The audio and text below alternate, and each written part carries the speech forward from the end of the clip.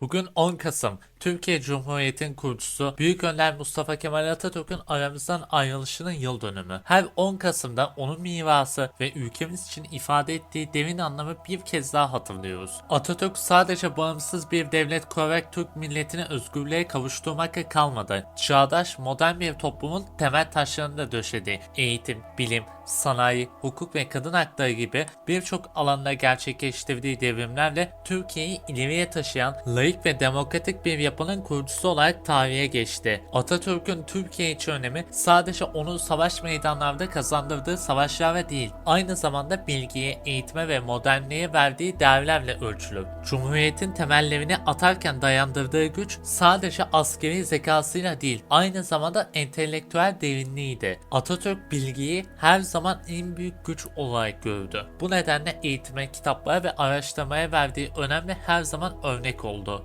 Atatürk yoğun iş temposuna rağmen okumaya her zaman büyük bir zaman ayırdı. Günlük rutinini özellikle akşam ve gece saatlerinde ortalama 3-4 saat boyunca kitap okurdu. Kütüphanesinde 4000'den fazla kitap bulunurdu. Savaş yıllarında bile okumayı ihmal etmemiş. Hatta cephede bile yanına kitap alırmış. Bilgiyi derinlemesine kavramak için okuduğu kitaplara notlar alırmış. Kitapların sayfalarına kendi düşüncelerini de eklermiş. Atatürk'ün okuduğu kitaplar yalnızca sayılarla ibaret değiller. Onun entelektüel dünyasının aynısıydı. Tarih, felsefe, siyaset, sosyoloji ve bilim gibi farklı alanlarda okuduğu kitaplar onun düşüncelerine ve liderlik tarzına yön vermiştir. Atatürk'ün favori kitapları arasında özellikle özgürlük, demokrasi, hukuk ve toplumla ilgili eserler öne çıkar. İşte okuduğu ve tavsiye ettiği bazı önemli kitaplar. Montesquieu, Kanunların Ruhu üzerine. Atatürk Montesquieu'nun toplumun yönetim biçimlerini ele aldığı bu kitabı severek okurmuş. Bu kitap hukukun üstünlüğü kavramına dayanan ilkelerden esinlenerek Cumhuriyet'in yapı taşlarını oluşturmasına ilham vermiştir. Jean-Jacques Rousseau, Toplum Sözleşmesi, halk egemenliğini savunan ve özgürlük ilkesini işleyen bu kitap Atatürk'ün düşünce yapısında önemli bir yere sahipti. Atatürk toplumların geleceğinin bireylerin iradesi üzerine kurmayı hedeflediği için